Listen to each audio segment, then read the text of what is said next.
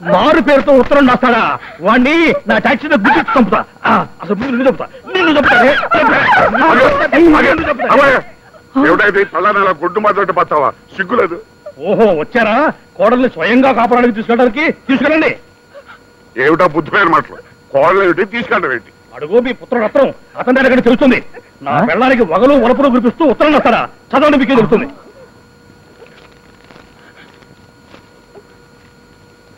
Dear Lakshmi, ఎన్నాళ్ళైంది నిన్ను ఇలా నోరారా పిలిచి.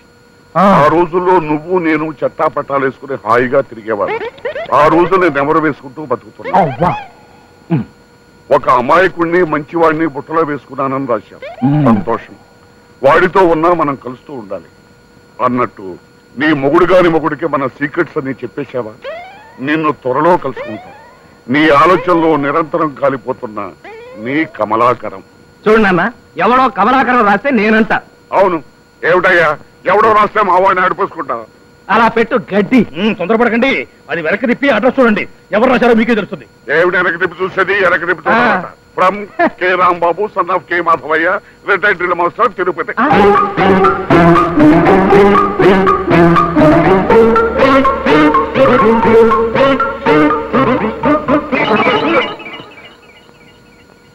అమ్మా, నానేమన్నా ఇటు వచ్చాడా? అమ్మో నాన్న, నాకేం తెలియదు నాన్న. ఆ ఉత్తరం నేను రాయలేదు. ఒట్టు. ఏ ఉత్తరం రా? సిగ్గు లేకపోతే సరే. పెళ్ళైన ఆడదానికి ప్రేమ రేఖ రాస్తావా? చేతగా దద్దమ్మా. నువ్వు ఆగు. నిన్ను 2 కొడితే కానీ నాకు మనసు. గస చేస్తుందమ్మా, ఒక గ్లాస్ మంచిది కావాలి. 5 నిమిషాలు ఆగడానికి ఇదే కబడ్డీ ఆట కాదు. రై చెప్పు, ఇంత చేత ఉత్తరం ఎందుకు రాశావు? నువ్వు మర్యాదగా వెళ్ళి ఆ భాగ్యలక్ష్మి కాళ్ళు పట్టుకుని క్షమించమని అడుగు. మంచినీళ్ళు తాగండి.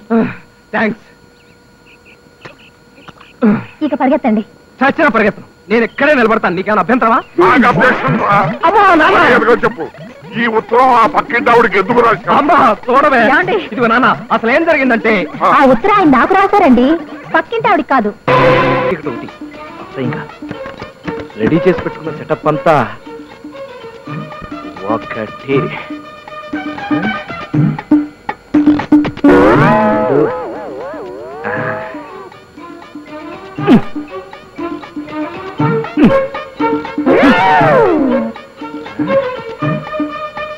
మూడు.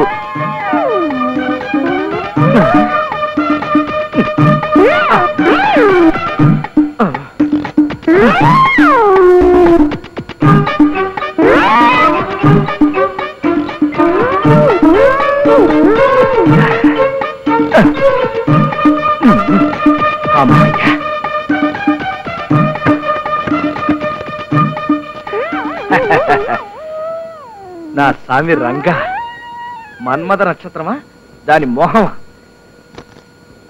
ఇప్పుడు నా శీలం గ్యారంటీ. అనవసరంగా ఆవిష్పడ్డాను.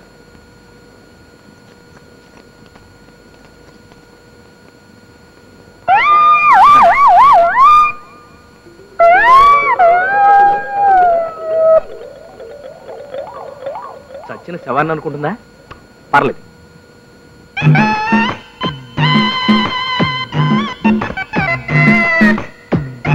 అవును, నిద్ర మాత్రం వేసుకోవడం మర్చిపోయినేంటి?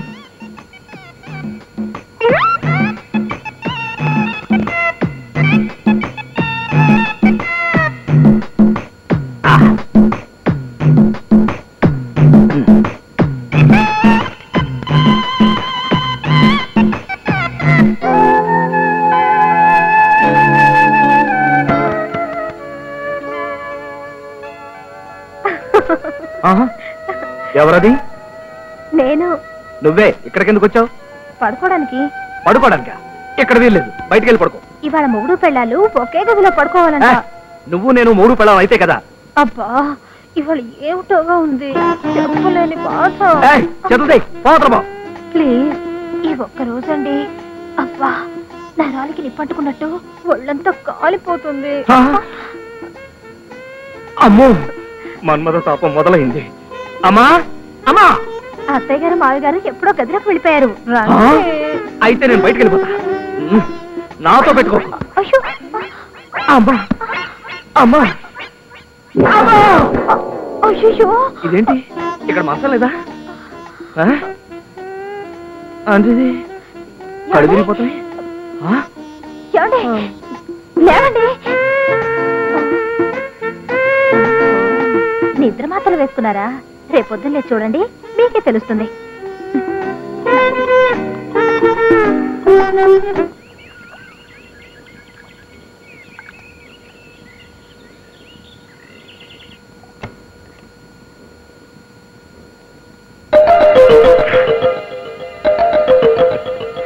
సావిత్రి, సావిత్రి, ఏమిటండి?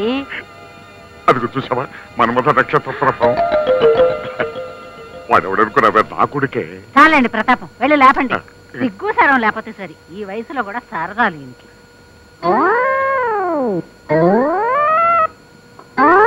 ఒరే రాంబాబు, రాంబాబు లేవరా, లేవరా.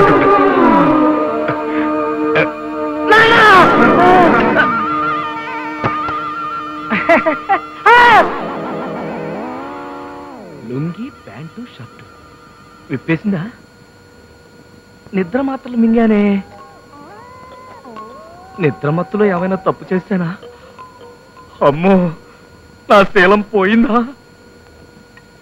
వీరనా, good morning sir. Good morning. Boss లేరా? ఉన్నారు సార్, నిద్రపోతున్నారు. లోపలికి ఎవరిని రానిద్దన్నారు. బాసు ఆఫీసులో నిద్రపోతున్నారా? ఆ, ఒంట్లో బాలేదా? అంటే నిన్న రాత్రి అమ్మగారు అదైతే వ్రతం చేసుకున్నారంట.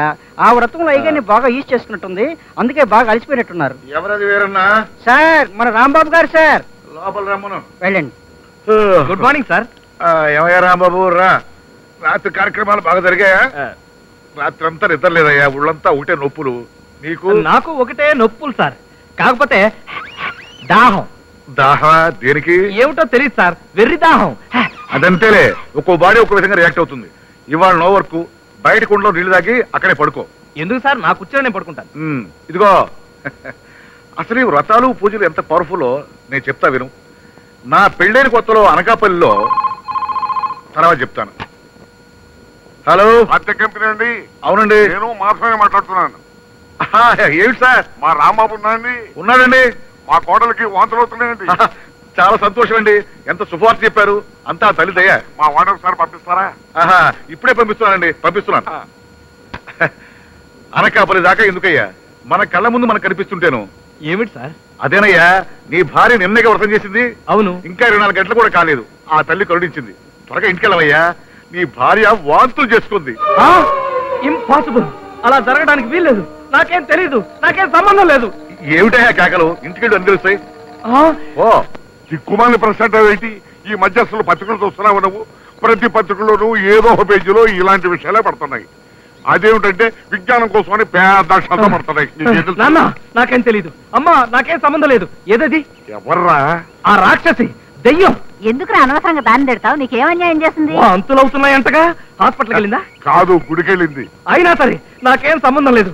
ఆ అదృష్టవంతుడు నేను కాదు. అమ్మో, వాంతులు అవుతున్నాయని ఫోన్ చేశాను కదా, అందుకే కంగారు పడి పరిగెత్తుకొచ్చాడు. అవి అజీర్తి వాంతులు అని తెలిస్తే ఏమవుతాడే?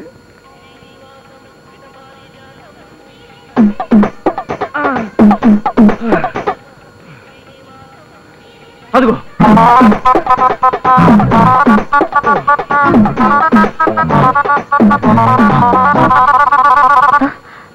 ఆఫీస్కి వెళ్ళలేదా? ఆ సంగతి తర్వాత. ఏంటి వాంతులు అవుతున్నాయంట? అవునండి. ఆ వాంతులా? ఏ వాంతులు? వాంతులు. ఆ వాంతులే. ఆ వాంతులే అవడానికి వీల్లేదంతే. నాకేం తెలియదు కదా.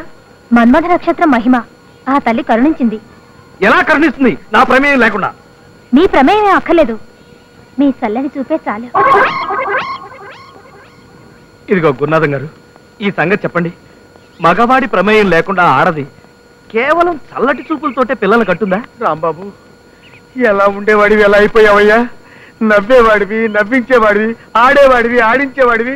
ఇంకా ముందు ముందు ఎలా అయిపోతామని భయంగా ఉందయ్యా. నా ప్రశ్నకు మాత్రం సమాధానం చెప్పండి సార్. చెప్తాను. నీకు ఈ విషయాలను ఎవరు చెప్పాడో గాని అంత నాన్ సెన్స్, ట్రాష్. ఏం పర్లేదు, నువ్వు ఆ పిల్లని వదిలించుకోలేక పడుతున్న బాధ నాకు తెలుసు. ఆల్రెడీ ఉత్తరం ప్లాన్ నాశనం చేశావు. ఇప్పుడు నీకు ఒక సరికొత్త పథకం చెప్తాను, ఆచరించు. ఏమిటి సార్?